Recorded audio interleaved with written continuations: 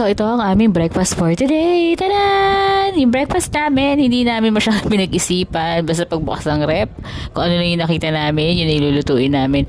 First, we have noodles. Laki with chicken yung niluto namin ngayon. Usually talaga, meron kaming sabaw eh. Or kung yung ulam namin may sabaw, okay na yun. Kasi mas masarap kumain, mas mabilis kumain kung may sabaw yung mga luto natin, 'di ba? Mas magiging malasa pati yung kanin. And then meron kaming hotdog para sa mga kids, and then meron din kaming spam, and then meron kaming dirang ulam from last night, yung bangus. So hinalo na rin namin siya sa breakfast namin ngayon.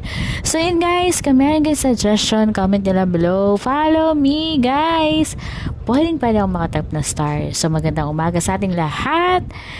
Gising na tayo.